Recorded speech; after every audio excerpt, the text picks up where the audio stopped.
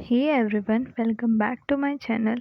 और आज हम स्टार्ट करने वाले हैं क्लास 11th बायोलॉजी का सबसे पहला चैप्टर, जो है living world.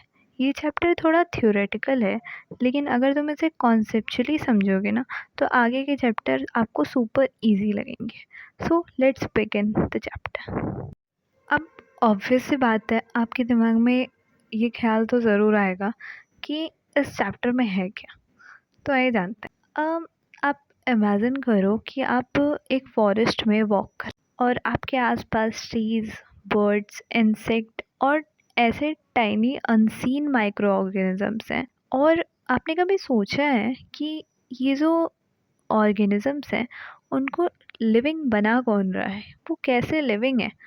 That's exactly what we are doing to explore in this chapter dude, the living world.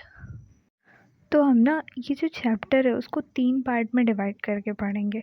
आज का फर्स्ट पार्ट है जिसमें हम what is biology, views in biology, similarities, Ernest Mayr uncle के बारे में, biological concept of species, characteristics and defining feature of living organisms के बारे में देखने वाले हैं। आगे की जो स्लाइड्स होने वाली हैं वो मेरे हैंड रिटन नोट्स हैं, और हैंड रिटन नोट्स में पूरी एनसीईआरटी कवर्ड है, बट ओल्ड एनसीईआरटी कवर्ड है। जो लोग न्यू एनसीईआरटी कवर्ड पढ़ना चाहते हैं वो थर्ड पार्ट को देख सकते हैं। थर्ड पार्ट में पूरी न्यू एनसीईआरटी के बेसिस पे, बट नीट के बेसिस पढ़ रहे हैं। ऑफकोर्स बायो कई बच्चे वो नीट के हिसाब से पढ़ते हैं, तो फिर हमने फर्स्ट और सेकंड पार्ट में ओल्ड एनसीईआरटी के कॉन्सेप्ट रखे हैं। Then, what is biology? Bio means life and logy means study. Biology is the study of life or living organisms or living processes.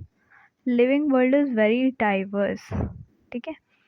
और there are more than 1.7 to 1.8 million species. Million तो जान ही रहे होगे, 17 to 18 lakh. अरे भाई, आप Insta के ज़माने वाले लोग हो, मिलियन फॉलोअर्स ये सब तो जानते ही होगे। तो 17 to 18 लाख में से जो मोर देन 1.2 मिलियन स्पीसीज़ है ना, वो एनिमल की है, और 0.5 मिलियन ऑफ स्पीसीज़ है वो प्लांट एंड फंगस की है। एक नोट पॉइंट पढ़ते हैं। All matter on earth are divided into two categories by early man, that is animate matter and inanimate matter. What is animate matter? Then plant and animals are animate matter, that is living, or inanimate matter, that is wind, sea, fire, that is non-living. Okay, then हमारा second topic है views in biology. ये NCERT के line में ना given है छोटे छोटे में, तो हमने पूरा टॉपिक बना के पढ़ा हुआ है इसको।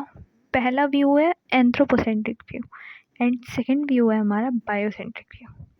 होता क्या है ये? एंथ्रोपोसेंट्रिक व्यू मतलब human main, and biocentric view मतलब all species on earth are considered equal and human are considered superior than the other species on earth, that is anthropocentric. जब हम खुद को मेन मान लेंगे कि ह्यूमन ही सुपीरियर है, तो हमारी जो बायोलॉजिकल नॉलेज है वो इंक्रीज़ नहीं होगी, बिकॉज़ हम एक्सप्लोर ही नहीं कर रहे हैं हमारे आसपास क्या है। और अगर हम एक्सप्लोर करेंगे कि हमारे आसपास कौन सी स्पीसीज़ हैं, तो हमारी बायोलॉजिकल नॉलेज विल इंक्रीज़, ठीक है। देन हम पढ़ते हैं सिमिलैरिटी के बारे में।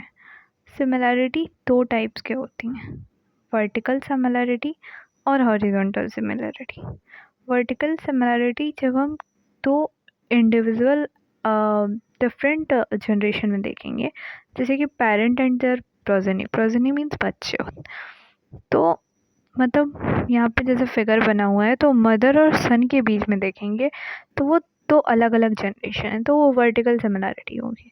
और जब हम डॉटर और सन, दैट इज सिबलिंग, तो हॉरिजॉन्टल सिमिलैरिटी होगी, मतलब similarity between individual of same generation, that is horizontal similarity. ये जो हमने पढ़ा ना पीछे, एंथ्रोपोसेंट्रिक व्यू और बायोसेंट्रिक व्यू, उसी का एनिमेट फॉर्म है।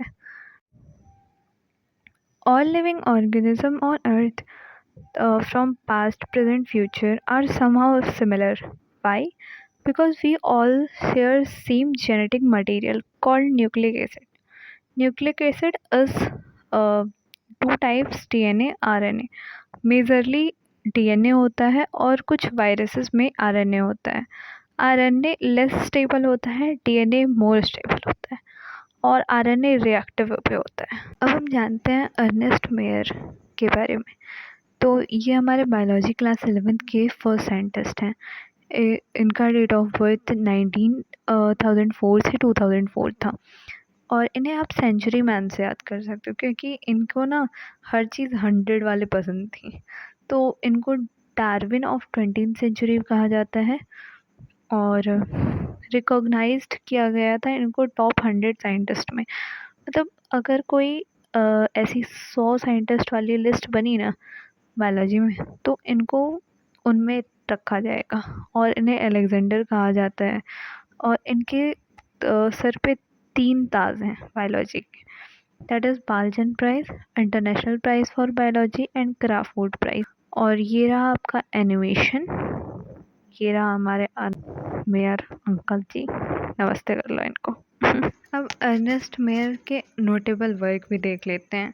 तो इन्होंने बायोलॉजी का कॉन्सेप्ट ऑफ स्पीसीज़ दिया था जो कि मोस्ट एक्सेप्टेबल डेफिनेशन है स्पीसीज़ का। तो ये इनका मेन वर्क था, ये ज़रूर याद रखना।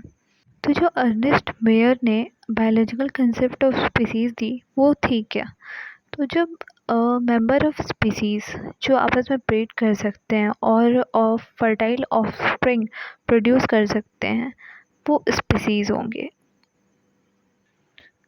For example male donkey that is jack and female horse that is mare जब आपस में ब्रीड करेंगे तो वो स्टेराइल ऑफस्प्रिंग देंगे दैट इज़ म्यूल, ठीक है।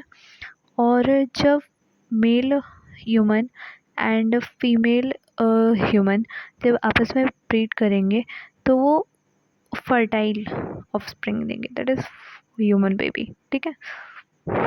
तो हम आगे बढ़ते हैं characteristics and defining feature of living organisms, ठीक है। तो ऐसे कैरेक्टर जो सारे लिविंग ऑर्गेनिज्म में एकदम कंपलसरी नहीं है कि प्रेजेंट ही हो, जैसे कि राइड एंड वॉक। अब मैं तो लिख सकती हूँ, आप लिख सकते हो, आप चल सकते हो, बोल सकते हो, लेकिन ये ऐसा नहीं ना कि कंपलसरी ही है कि प्लांट भी तो लिविंग है बट वो क्या लिख सकता है, वो चल सकता है, वो बोल सकता है, ठीक है। तो ऐसा कोई कंपलसरी ना हो, ये लिखा है। और ऐसे फीचर जो प्रेजेंट हो सारे लिविंग ऑर्गेनिज्म में बिना किसी एक्सेप्शन के। तो जो for example cellular organisation, cell वो तो सब में होता है। और metabolism, all chemical reaction in our body is called metabolism, हम आगे पढ़ेंगे, पूरा टॉपिक ही है। कॉन्शियसनेस, ये भी पूरा टॉपिक है। सेंस रिस्पॉन्स, ठीक है।